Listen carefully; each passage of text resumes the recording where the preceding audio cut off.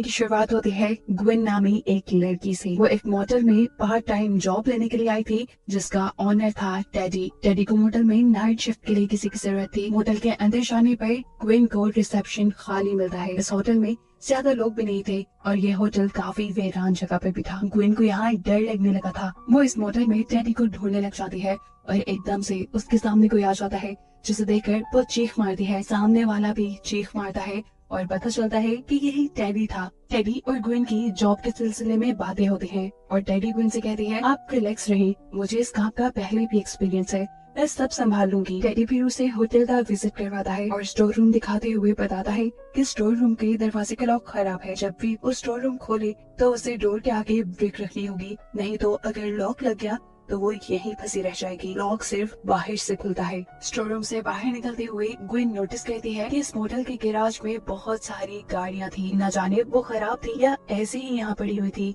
उसको सोच आई कि हो सकता है यहाँ कोई हादसा भी हुआ हो या ये जगह ही हॉन्टेड हो। इस मोटल के अंदर एक पूल भी था जिसकी हालत अब बहुत ज्यादा खराब थी। डैडी बताता है कि पिछले साल इस पूल के अंदर एक बहुत बड़ा सा गड्ढा हो गया। उसे ठीक करने की बहुत कोशिश भी की गई, लेकिन वो भरा ही नहीं गया। इसी वजह से अब तक पूल बंद है। होटल का विजिट करवाने के बाद डैडी ग्विन से कहता है, अच्छा ठीक है, मुझे कोई काम है, मैं चलता हूँ। अगर तुम्हें भूख लगे तो ये लो मेन्यू, पास में ही एक होटल है तो वहाँ से खाना मंगवा लेना। ग्विन जाते हुए उससे कहती है, अरे मुझे कोई हथियार तो दे जाओ। डैडी हैरानी से पीछे मुड़कर दिखता है और पूछता है, तुम्हें हथियार की क्या जरूरत? अगर तुम समझ रही हो कि ये होटल हॉन्टेड है या ऐसा कुछ, तो मैं बता दूं, यहाँ ऐसा कुछ भी नहीं है। मैं काफी सालों से मोटल चला रहा हूँ। तब ग्विन से कहती है, अरे मैं एक अकेली लड़की हूँ, मेरे साथ कुछ भी हो सकता है, यहाँ मेरे पास एक हथियार होना चाहिए। जवाब में डैडी कहता है, तुम पुलिस को कॉल कर सकते हो। पर ग्विन इस चीज पे बसी थी, नहीं मुझे एक वेपन ही चाहिए, क्योंकि पुलिस को यहाँ आने में 30 मिनट से ज्यादा टाइम लग जाता है। थक हार कर डैडी कहता है, अच्छा ठीक है भाई, पीछे चाकू और कुल्हाड़ी पड़ी है, अगर तुम्हारे साथ ऐसा कुछ भी हो गया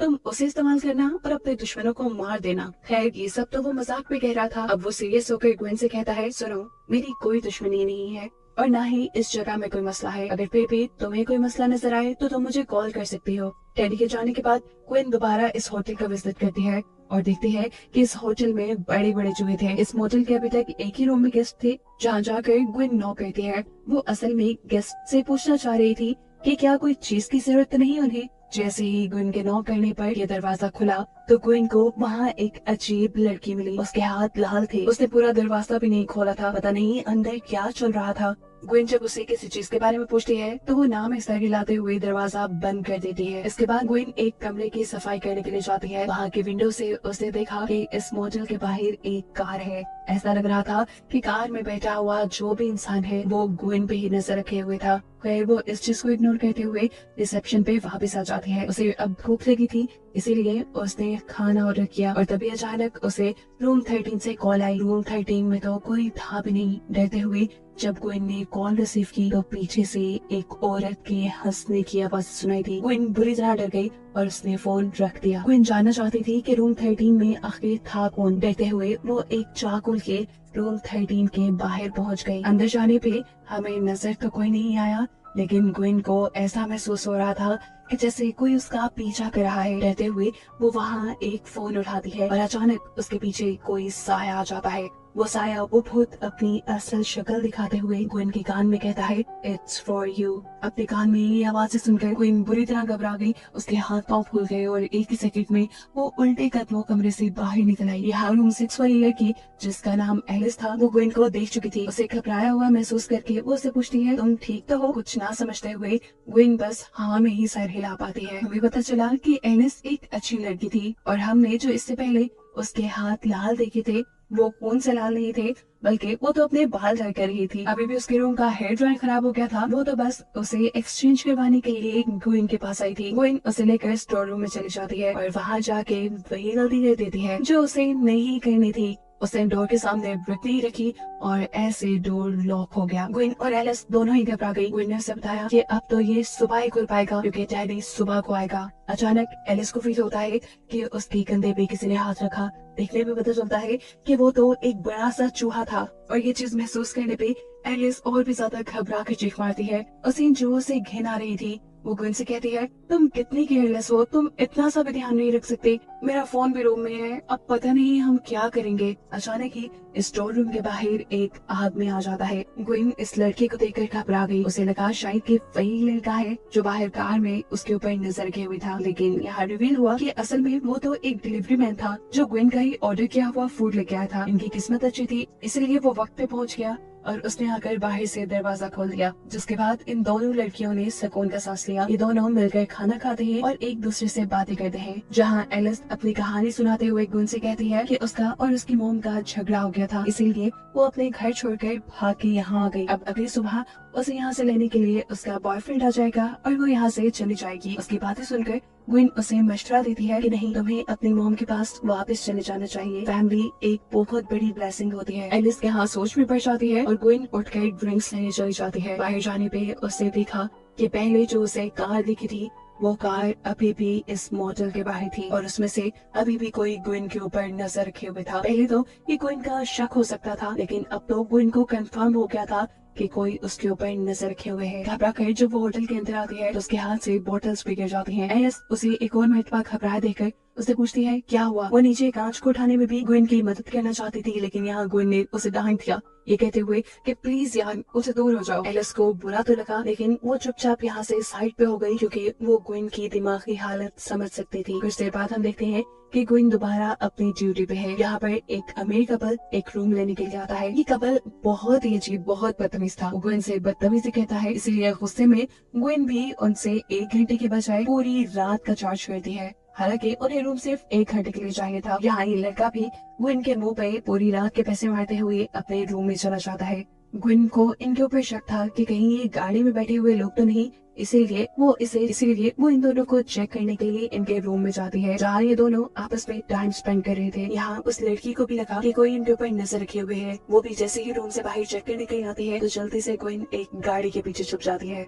उस औरत के वापस रूम में जाने पर गुइन वहाँ से चली जाती है। वो पूल के करीब से जब गुजरी तो उसे लगा कि पूल के अंदर कोई चीज हिल रही है। जैसे ही वो उसे देखने के लिए करीब जाती है तो एकदम से पुल का स्टैंड टूटकर वो पुल के अंदर गिर जाती है। उसके पुल के अंदर गिरते ही पुल के गड्ढे में से एक औरत बाहर निकलती है, जो गुइन को पकड़कर इस गड्ढे के अंदर खींचने लगी। ये औरत तो नहीं थी, एक भूत ही था, जिसे देखकर गुइन भी जोर जोर से चिल्लाने लगी। उसके चिल्लाने की आवाजें एलिस ने भी सुन ली और वो उसकी मदद के लिए आई। जैसे तैसे एलिस ने उसे इस पुल से बाहर निकाल लिया और इसके बाद पूछा, तुमने पुल में क्या देखा। गुइन को लगा कि अगर वो सच बता देगी तो एलिस उसे पागल समझेगी, इसलिए वो एलिस से कहती है, कुछ नहीं, बस मैं वैसे ही पुल में स्लिप हो गई थी। एलिस और गुइन दोनों रूम में आ जाते हैं और एलिस गुइन से एक और मरतबा पूछती है, बताओ ना तुमने पुल में क्या देखा था, क्या तुम्हें नहीं पता कि ये जगह हॉन्टेड है। उसकी ये बात सुनकर गुइन के तो चेहरे के तोते ही उड़ गए, क्योंकि उसे इस जगह की हकीकत नहीं पता थी। एलिस गुइन से कहती है, हाँ, इस जगह के बारे में बहुत सी कहानियां मशहूर हैं, इसलिए तो मैं यहाँ आई, क्योंकि मुझे पता है कि कोई मुझे ढूंढते हुए यहाँ तक नहीं आएगा।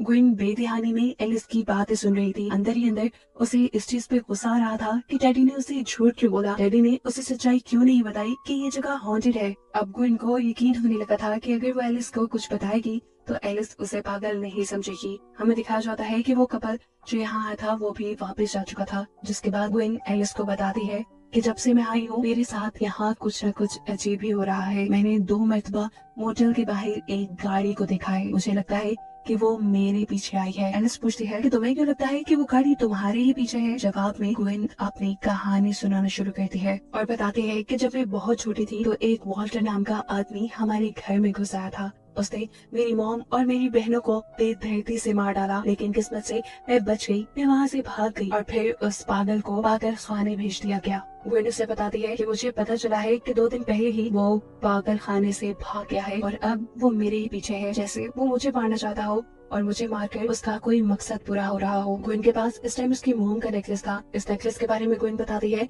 कि जिस दिन मेरी मोम की डेथ हुई ये नेकलेस भी उन्हीं के साथ गायब हो गया और अब 2 दिन पहले मुझे मेल बॉक्स में ही मिला है। मुझे लगता है कि ये नेकलेस वो किलर ही ले गया था और अब उस नेकलेस का मेल बॉक्स में भेजना मेरे लिए वार्निंग साइन है। एलिस को उसकी कहानी सुनकर बहुत ज्यादा बुरा लगता है और साथ ही साथ खौफ भी आता है। गुइन से कहती है, तुम्हें फौरन इस चीज के बारे में पुलिस को बता देना चाहिए, लेकिन गुइन कहती है, नहीं, मैं ऐसा नहीं कर सकती, क्योंकि इस गाड़ी पर तो मेरा सिर्फ शक है, मुझे यकीन नहीं, शक की बुनियाद पे मैं पुलिस को कुछ भी नहीं बता पाऊंगी। लेकिन अब गुइन ने फैसला कर लिया था कि वो यहाँ से चली जाएगी। जाने से पहले वो एलिस से कहती है, तुम अपना दरवाजा अच्छे से बंद कर लेना और सुबह होते ही यहाँ से चली जाना। तब एलिस कहती है, हाँ मैं चली जाऊंगी। मैंने तुम्हारी बातों के बारे में सोचा और मुझे एहसास हो गया कि मेरी मॉम मुझे बहुत प्यार करती है। मैं सुबह होते ही उनके पास लौट जाऊंगी और उनसे माफी भी मांग लूंगी। इससे पहले कि गुइन यहाँ से निकल जाती, वो रिसेप्शन के पास जाती है अपनी चीजें लेने के लिए, जहाँ उसे सीसीटीवी के अंदर बाहर किसी का भूत नजर आता है। एकदम से वही भूत उसके पीछे भी आ गया और ये देखकर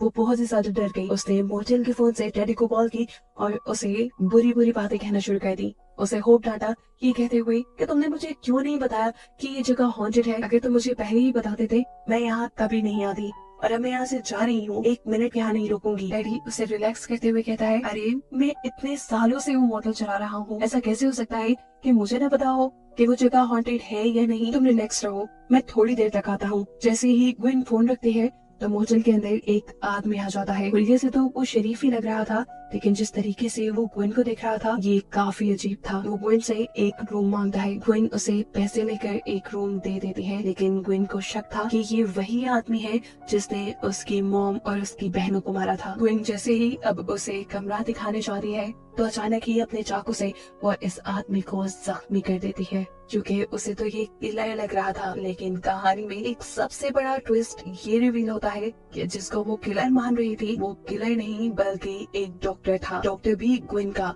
वो कोई किलर नहीं था बल्कि किलर असल में ग्विन ही थी। यानी हकीकत ये है कि ग्विन एक पागल थी, एक साइको थी और उसे मेंटल हॉस्पिटल में रखा गया था। 2 दिन पहले ग्विन ही वहाँ से भाग निकली थी और सालों पहले जो उसकी मॉम और उसकी बहनों का मर्डर हुआ था वो भी ग्विन ने खुद ही किया। लेकिन वो इस चीज को कभी मानती नहीं थी, वो सिर्फ उसी कहानी को मानती थी जो उसने दिमाग में बनाई हुई थी। यहाँ जो उसे भूत बार बार नजर आ रहे थे वो भी सिर्फ उसके इल्यूजन्स थे। ये जगह सच में हॉन्टेड नहीं थी। ये डॉक्टर जो यहाँ आए थे वो ग्विन को पकड़ने के लिए ही आए थे, क्योंकि वो जानते थे कि ग्विन कितनी खतरनाक है। इस टाइम डॉक्टर के साथ 2 नर्स भी थे, जिन नर्स को भी ग्विन बेदर्दी से मार देती है। एलिस को भी जब हलचल की आवाज महसूस हुई तो वो भी अपने कमरे से बाहर निकल आई, क्योंकि उसे पता था कि ग्विन के ऊपर कोई हमला करने आने वाला है। वो ग्विन की जान बचाने के लिए जैसे ही दूसरे कमरे में आती है तो देखती है कि वहाँ ग्विन के बजाय किसी और की लाश है। ये डॉक्टर की लाश थी जिसकी जुबान को भी काट कर नीचे फेंक दिया गया था और ये काम ग्विन ने किया था। ग्विन अब होश में नहीं थी।